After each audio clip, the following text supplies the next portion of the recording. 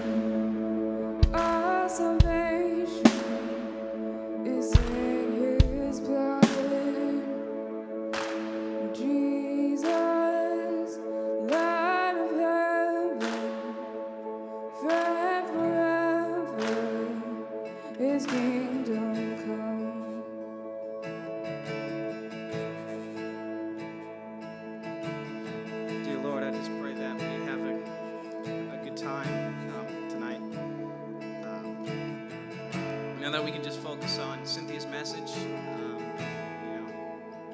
Clear all distractions. Yeah. So, amen. Amen. Hey, Epagyouth, you guys can take a seat. What is up, you guys? My name is Monique, and I'm one of the leaders here. I just want to welcome you. We are so glad that you are here. We have a couple announcements. How many of you guys are planning on going to Friendsgiving on Saturday? That is this Saturday. Bring your Chick-fil-A.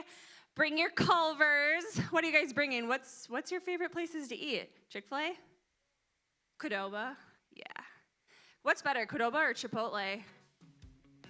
I think Qdoba. I like Qdoba's cheese sauce. Anyone else think Qdoba? Yeah, it's the best.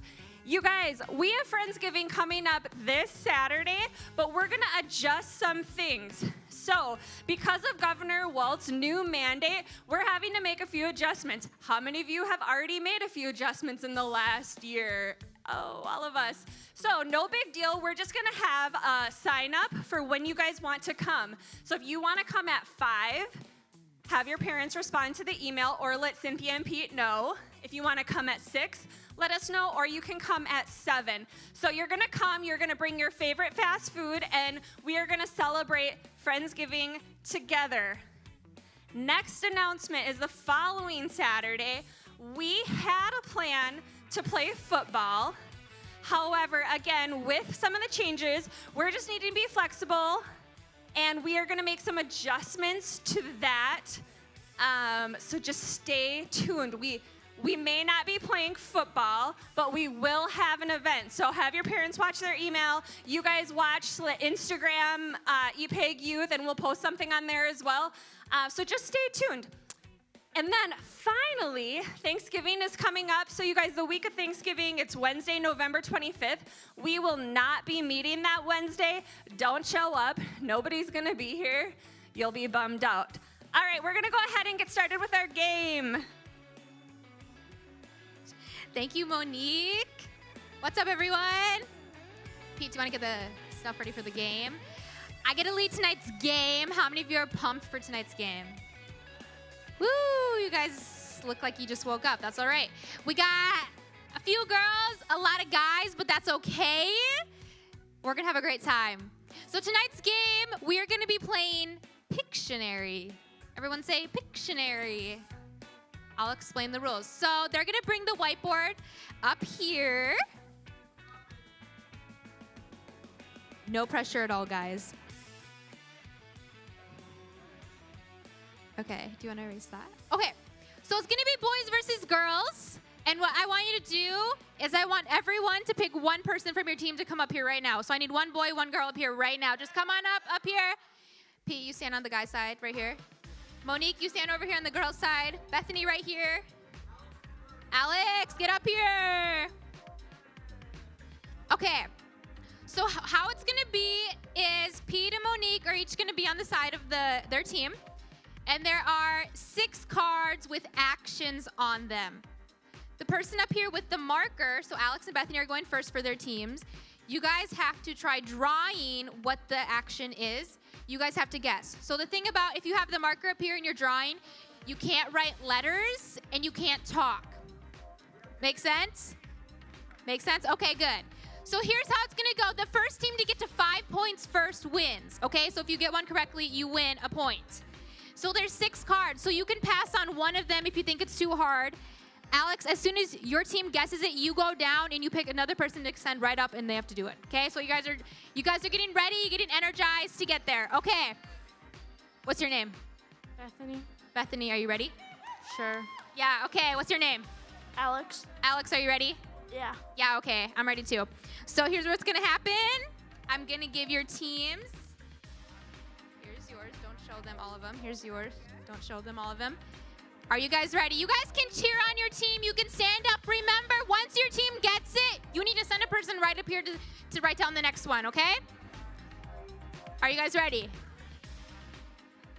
On your marks. Listen up. First one to 5 points wins. Got your marker, Alex? Get your card ready. On your mark, get set, go.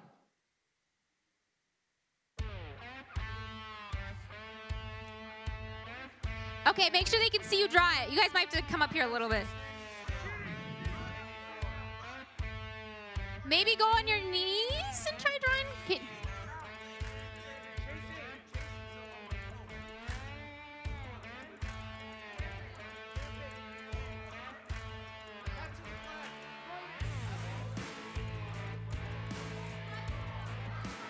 Ooh, girls got their first one. Good job, Bethany. Put the marker down. Send someone else up.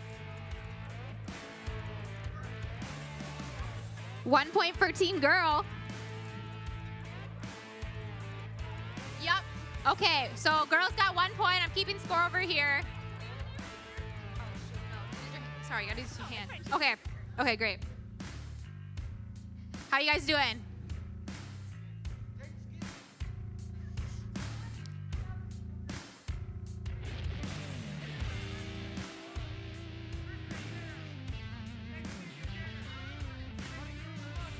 What is it? Let me see.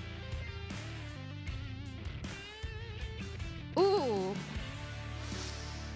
Can I give hints? Is that possible? After youth on Wednesdays. What is it? There you go. Good job. I'll give it to the boys. Get the next one up there. Okay, girls. Girls are at 2. Boys are at 1. Let's see who can get up. Catch up. Okay, Ada's up here for the girls, going for point 3. Brant trying to get point 2.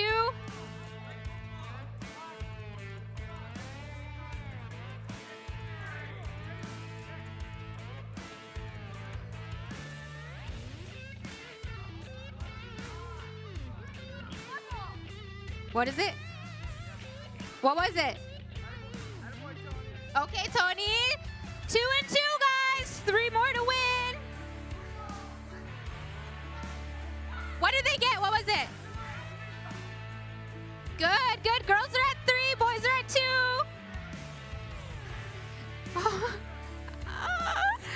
I created this one. It's too good. It's too good.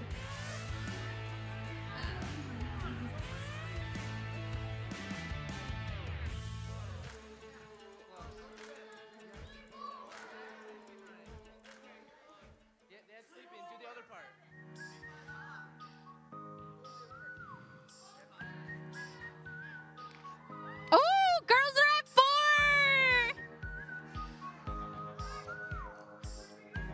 Come on, Anna. 1 more point for the girls and they win.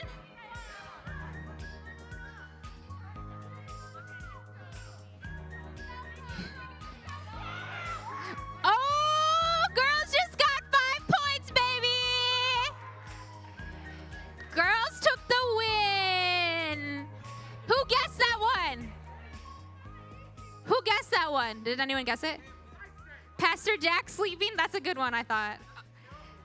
Girls, girls, girls, way to get the win. Way to get the win. Good job, guys. Oops. What a fun game, guys. Ben, would you mind grabbing the podium and bringing it up here, please? Thank you so much. Guys, that went by fast. I always tend to hear this wah, wah, wah. Girls got it easy. But look at you guys. You're like triple their size. And they still got the win. I don't know. I thought they were even, though. I definitely, Pete, want to grab the laptop? Pete, how do you draw what? When Pete and I were creating it today, I'm like, let's just do Pastor Jack sleeping. So that was pretty fun. That was awesome. You guys want to do one more game tonight? Are you feeling it? One more game or a longer message? One more game. Okay. Everyone stand up and find a partner. Stand up and find a partner. If you have to go with the girl and the guy, that's fine. Stand up. No. Stand up and find a partner. Everyone needs a partner. Let's see. Alex, how do you come up here and be Caleb's partner? Soren and Brant, you guys are partners. Luke, Marcus and Tony, Luke, you guys are going to be partners? Okay, stand up. Adam and Micah. Brant, you need to be Soren's partner. Okay, everyone get your partner. Matthew and Julia can be partners since you guys don't have anyone. Okay, just spread out a little bit and get next to your partner. Okay, guys, calm down, calm down. Okay, Matthew, go to Julia. You guys are partners for this game. Everyone face your partner like you're looking at each other, okay? Okay, here's what we're going to do. Micah and Adam, you guys got to be standing up facing each other. We're going to play rock, paper, scissors, elimination. If you lose, just go sit down. If you win, stay standing up, and you're going to find a new partner. How many of you think you can win this? Okay, one person. Okay, that's all it takes, one person to win. Okay, so remember, it's rock, paper, scissors, and then you do your action. So rock. So you go against each other. If you lose, 2 out of 3, right? 2 out of 3. If you win, stay standing. If you lose, sit down. 2 out of 3, so it's rock, paper, scissors, action. Are we ready for this, guys? Let's get some music on. Ready, set, go. 2 out of 3, guys. 2 out of 3. 2 out of 3. If you lose, just take a seat. If you won, come on up here. If you won, come on up here. Okay, Caleb. Yeah. Okay. If you lost, go sit down. If you lost, go sit down. If you won, come up here, find a new partner. Face each other. Okay, let's see. Marcus, did you win? Okay, come on up here. So your partner's with Ada here. Bryce and Adam, you guys won? Okay. Okay, we should have even numbers, no? Maybe we didn't have even groups. Oh, okay. One of you has to stay in. Grace, Natalie, one of you come up here and go against Julia. Okay. On your marks, get set, go.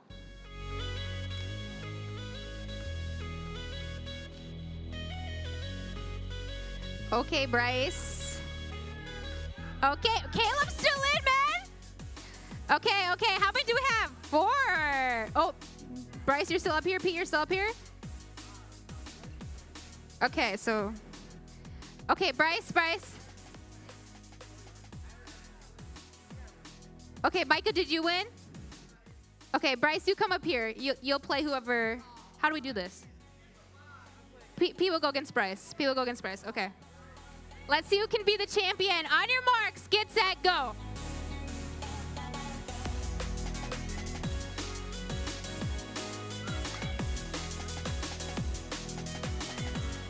Grace, Pete, and Caleb. Okay. How should we do this, guys?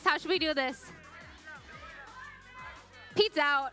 Sorry, Pete, you just lost. Okay, how many of you think Grace is going to win? Yeah, here's some friends. How many of you think Caleb's going to win? Okay, no pressure. On your marks, get set, go. Oh, Caleb! Guys, give him a round of applause. Way to go, Caleb. Want to hear my tea? He said at the beginning, I'm a champ at this, and he wasn't lying because he just won. Way to go, Caleb.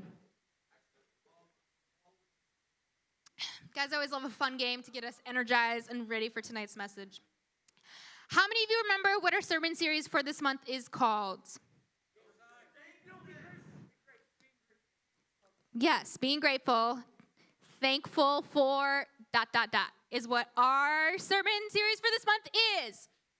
And tonight we're talking about, I will give you $5 if you can guess what we're thankful for tonight. Anyone? We get one shot. Anyone? You said Jesus.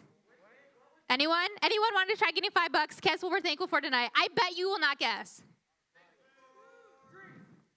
Drink, sleep, family. For women. Okay, that's bold statement there. Anyone else? Going once. Going twice. No one got it. Guys, that's how rare it is. Tonight's title of tonight's message is Thankful for Our Parents.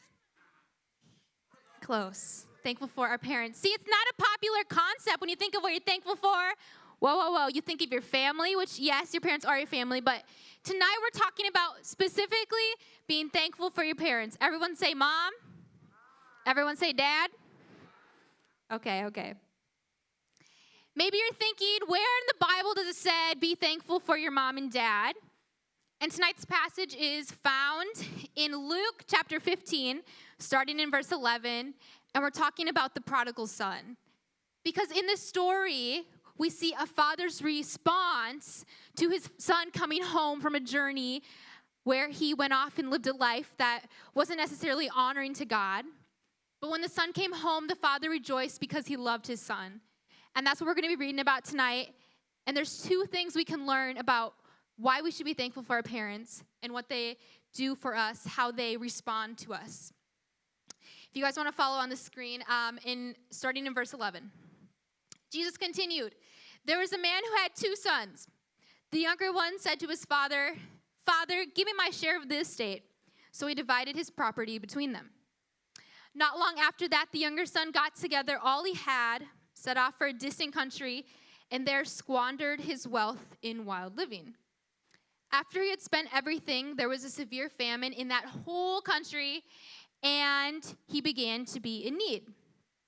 So he went and hired himself out to a citizen of that country who sent him to his fields to feed pigs.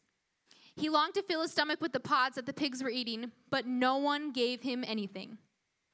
When he came to his senses, he said, how many of my father's hired servants have food to spare, and here I am starving to death? I will set out and go back to my father and say to him, Father, I've sinned against heaven and you. I am no longer worthy to be called your son. Make me like one of your hired servants. So he got up and went to his father. But while he was still a long way off, his father saw him and was filled with compassion for him. He ran to his son, threw his arms around him, and kissed him. Then he said to him, Father, I've sinned against heaven and against you. I'm no longer worthy to be called your son. But the father said to his servants, quick, bring the best robe and put it on him. Put a ring on his finger and sandals on his feet. Bring the fattened calf and kill it. Let's have a feast and celebrate. For this son of mine was dead and is alive again. He was lost and is found. So they began to celebrate. In verse 25, meanwhile, the older son was in the field. When he came near the house, he heard music and dancing. So he called one of his servants and asked him what was going on.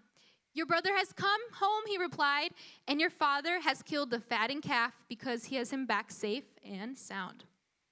The older brother became angry and refused to go in. So his father went out and pleaded with him. But he answered his father, look, all these years I've been slaving for you and never disobeyed your orders, yet you never gave me even a young goat so I could celebrate with my friends. But when this son of yours who has squandered your property with prostitutes comes home, you kill the fattened calf for him. My son, the father said, you are always with me and everything I have is yours. But we had to celebrate and be glad because this brother of yours was dead and alive again. He was lost and is found. How many of you relate with the son who came home after he had kind of gone out and did his own thing? Does anyone relate with that? Kind of. How many of you relate with the son who was older and stayed back and honored his parents, yet no one threw him a party? Mike was raising his hand, yeah, sometimes. Growing up, me and my younger brother, I would probably say I was like the older brother. When he got celebrated or mom and dad said good thing for him, but they didn't for me, I got a kind of little jealous, if you know what I'm talking about. But what I love about this story of the prodigal son is that we see the father had 2 things he had towards his son. And I truly believe, because I know so many of your parents in this room, your parents have these same things for you. The first thing is that our parents have compassion on us. In verse 20, but while he was still a long way off, his father saw him and was filled with compassion for him. He ran to his son, threw his arms around him, and kissed him. The thing about compassion, guys, is maybe you're like, when I come back from doing something I shouldn't be, or when I disappoint my parents, their first response isn't they hug me and kiss me. Some of you are like, that's not my parents' first response. But here's the thing about compassion. Compassion comes in different shapes and sizes. And all of our parents will respond differently, maybe when we mess up or we did something we knew we shouldn't have. But at the root of their response, whether it's frustration or anger or disappointment, is a heart full of compassion because they love you. And they have dedicated so much time, and they've invested their life into growing you up, into building you into the women and men that you are today. And so the thought of you doing something that might harm you, like this son, he goes off and he squanders his wealth, and he's literally living with the pigs. The thought of some of you guys going down that road or getting to that point of life scares your parents because they know how much purpose you guys have, and they see you guys at your very best. So maybe you're like, I love my mom and dad, but when I mess up, they don't give me a hug and kiss. That's okay. Because at the root of their response is a heart full of compassion for you. Just like this prodigal son, his father had compassion on him because he loved him. When my younger brother and I were growing up, we were at this farm from a lady who went to our church. She was like older, and so they lived like their house was on the top of the hill and then kind of going down, and then there's a cornfield. How many of you guys, and between the house and the cornfield was this truck, which was a stick shift. Does anyone know what a stick shift is, right? It's like, in order to move it, you got to move the lever, and then you got to, like, put the brake on and stuff. So it's not just, like, start a car and drive. It's different, okay? Clutch. Okay, well, there's multiple words for it. Anyways, me and my brother, we're probably, like, 6 and 7. We hop in this truck, and we're just messing around. I don't even know. My mom was, like, probably, I think she was picking raspberries. That's why we're at this house. My brother and I hop in this truck. We're just messing around. I don't know what we were doing, but next thing I know, this truck starts moving. And it's going downhill. And there's no one, like, the owners of the truck were, like, a little over to the side. So he quickly runs in, hops in, stops the truck. And let's just say the next moment was my mom's response. And it wasn't very good. Like, she was mad. Because this wasn't our truck. This wasn't our property, and we could have hit someone, or we could have rammed the truck into a tree, and then my parents would have had to pay for it because, of course, we're too young to have a job. But here's the thing. At the root of my mom's response was a heart full of compassion because my brother and I could have got hurt. We could have rammed into something. And yet, even though she wasn't like, oh, honey, I love you, you're safe, that wasn't her first response. But her heart was full of compassion for us because she loved us. And the thought of us getting hurt just scared her to death. And so maybe when your parents seem overprotective, or maybe when they tell you no to going to a party or hanging out with certain friends, it's because they love you and they're protecting you because they know at the end of the day, they really, honestly, they know what's best for us, right? They've lived this life way longer than we have. Another story of me and my younger brother, which I feel bad for him now that I look back. He honestly had a rough life. I was not the nicest big sister. Like, I would try to get him in trouble all the time. I know, it's pretty low-key embarrassing. But, so my brother got his license. How many of you have your license in this room? Anyone? A few of you, okay? So there's this app called Life 360, and your parents can track wherever you are. Does anyone know, like, does anyone's parents track where they are? Yeah, some of you are embarrassingly raising your hands. So my brother just got his license. He has his own car. And I thought of this genius idea. I said, hey, Mom, Dad, you should put the Life 360 app on Michael's phone so you can always track where he's going. I thought it was a great idea, and then Mom's like, yeah, sure, let's do it for you too. And I was like, oh, sure, fine. Like, my parents always knew where I was. I was a responsible child. Not only did this app track where you were, but it also tracked how fast you were going when you were driving. Wes knows exactly what I'm talking about. So me and my brother get the app. The next day, I'm driving to Fairmont, which is like an hour and 10 minutes away, so I can go see Pete. And I was running late. And here's the thing about Cynthia Ortega. She doesn't run late. I hate being late. It's like the worst feeling ever. So what happens when you're driving and you're running late? You just go a little faster and a little faster and a little faster. Kind of lost track of how fast I was going. And before I got to Fairmont, my mom texted me and asked me why I was going 78 miles an hour. And I was like, what? You knew that? All because she was worried about me. And if you guys don't know this, between my house, my old house, and where Pete lived is I-90, right, Pete? And it's like in the winter, it is terrible. They always are closing the gates. Like, it is not a safe road to travel. And the fact that I was speeding scared my mom, so she texted me, and thankful that she knew my speed, because then on the way back home the next day, I was able to go a little slower and take my time and realize that being late is okay sometimes. No, when I got there, she had texted me. I don't text and drive, guys. Bad life choice. But see, I thought by my parents having my brother's location, I thought that would be helpful for them. But at the end of the day, it helped my parents keep track of me because they have compassion on me, because they love me. So if any of you have that Life 360 app on your phone, or your parents can track you, be patient with them, be kind with them. They love you, and they want what's best for you guys. I promise. And another thing we can learn from the story of the prodigal son and the father's response. What's up, Logan? Logan's coming in.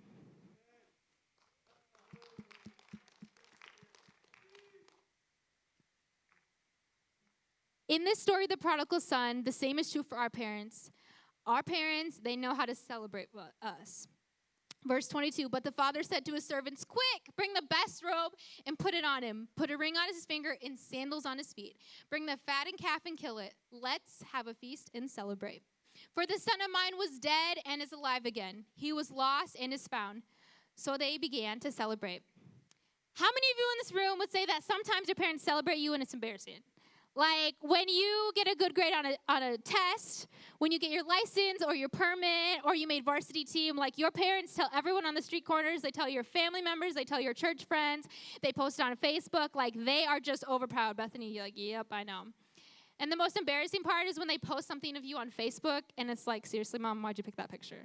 Like multiple times that's happened. I'm like, yep, Natalie knows what I'm talking about. I'm like, could you at least get my good hair side? Like, please, everyone's going to see this photo. But our parents know how to celebrate us because they're proud of us, of the things that we've achieved.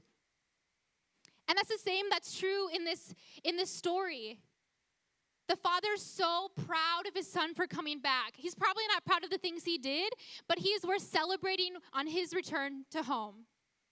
And the same is true because I believe that your parents celebrate you because they love you. Now, whether you make that varsity team or whether you do something that makes them really proud, at the end of the day, they celebrate you because you are their daughter, you are their son, they love you, and guess what? No matter what you do, no matter if you achieve something great, whether or maybe you got a bad grade on that test, those things don't define how much your parents love you and how much they celebrate you. Because they celebrate you because you are their precious child. Like they gave birth to you, they raised you, they're proud of you. And not of anything you can't earn their love or attention, because they simply love you just for who you are. And I think just like at the beginning of the sermon when I was like, guess what I'm talking about? And you guys didn't guess parents, because being thankful for our parents isn't like a popular concept. You don't see it on Instagram. You don't hear your friends talking about it, because a lot of times we're butting heads with our parents. They say we can't do something, we want to do it. They say stay home, you want to go out. They say you can't have the app, you want that app, right? So our world tells us like we're against our parents, but the truth is our parents are for us because they love us. And they probably wouldn't have wanted you to come to youth tonight if they didn't love you, right? They want you to get closer to God. They want to help you grow and develop as a person. And the same is true as we read in this story.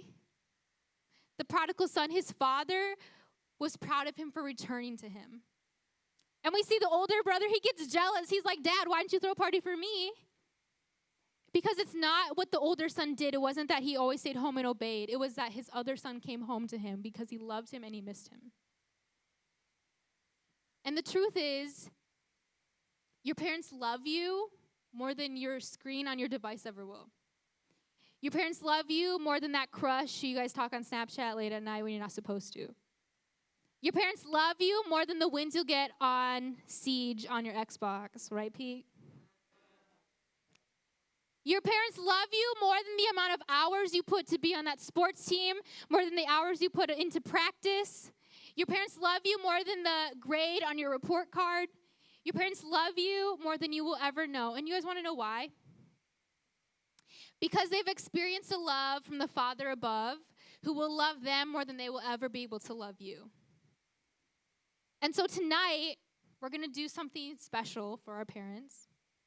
Yeah, you guys like, yeah, let's do it. No, sorry, I didn't think of that. But tonight we're going to do something special for our parents because I want you guys to know this. Your parents love you. When you have something you need to tell them, they want to hear from you. They want to have a relationship with you. And if you're ever like doubting their love, come talk to me. Just like on Sunday, I shared the story of how many times in my life my parents have been obedient to the voice of God, and it's affected me in a good way. And even though they were obedient, it wasn't always a smooth and perfect ride. There were times where I didn't tell my parents things because I didn't want them to know.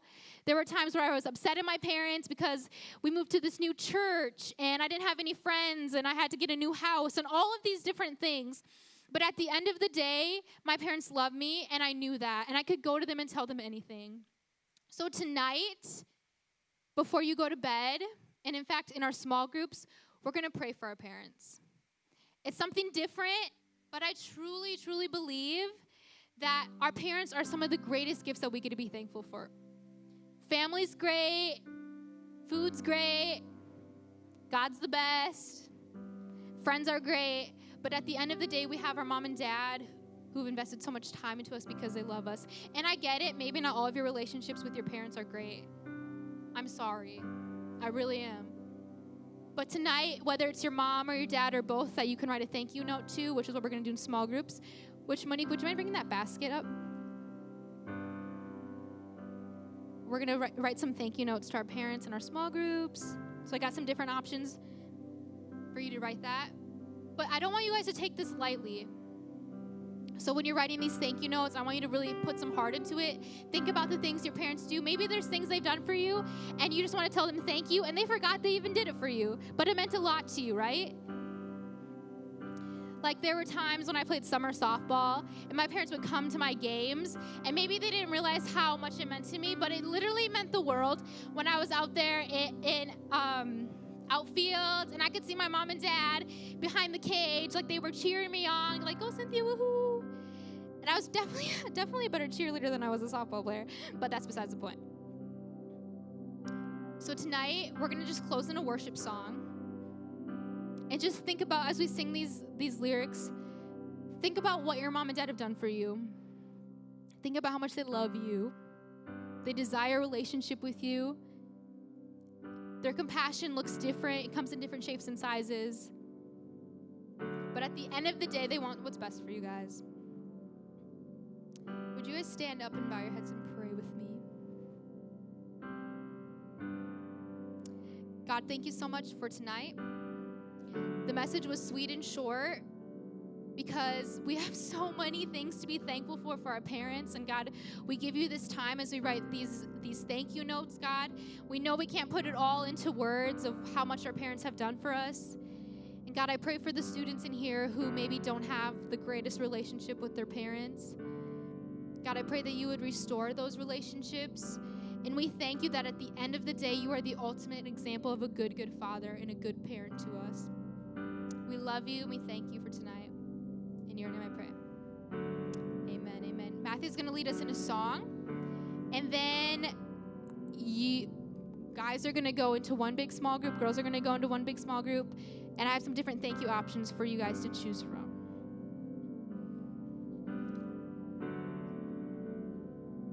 Sing You Are Here.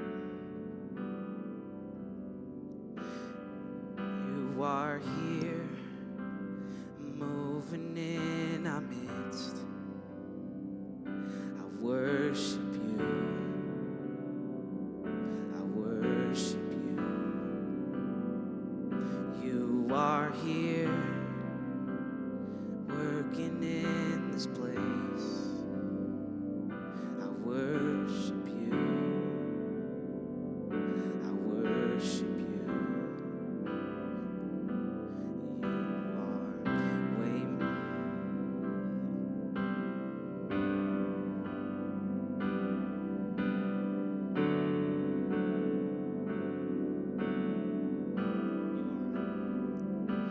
You are way You are waymaker, miracle worker, promise keeper, light in the darkness. My God, that is who you are. You are waymaker, miracle worker, promise keeper, darkness. My God, that is who you are. You are here, touching every heart. I worship you. I worship you. You are here, healing every heart. I worship you. I worship you. You are here, turning lives around. I worship you. I worship you. You are here, turning lives around. I worship you.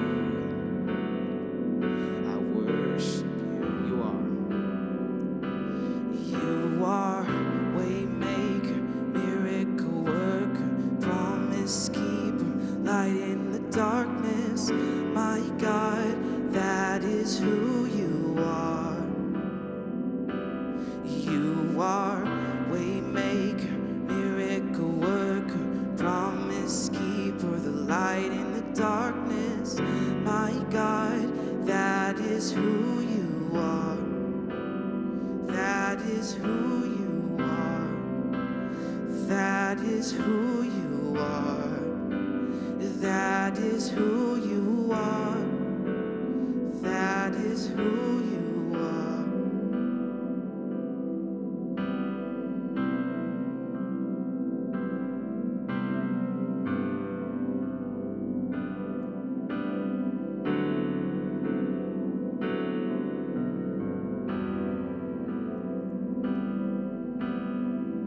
Even when I don't see it, you're working. Even when I don't feel it, you're working. Never stop, you never stop working. Never stop, you never stop working. Even when I don't see it, you're working. Even when I don't feel it, you're working. Never stop, you never stop working. Never stop, you never stop working. Waymaker, miracle worker, promise keeper, light in the darkness. My God, that is who you are. You are waymaker, miracle worker, promise keeper, light in the darkness. My God, that is who you are. That is who you are. That is who you are. That is who you are. That is who you are.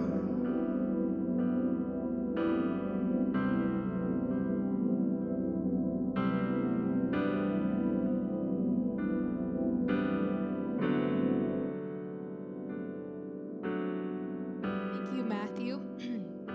I've set out some thank you cards. I got some different options. So, boys, you're gonna stay in here. Girls, we're gonna go in the hallway. And before you sit down, boys, girls, before you go out there, come and pick one that you want to take. There's only one per person, so try not to mess up. There's also pens down here. And if you want to spread out and take some time to write it, or if you feel better when you're closer to your buddies, whatever it takes. And then before you get dismissed from your small groups, you're gonna pray with each other over these thank yous.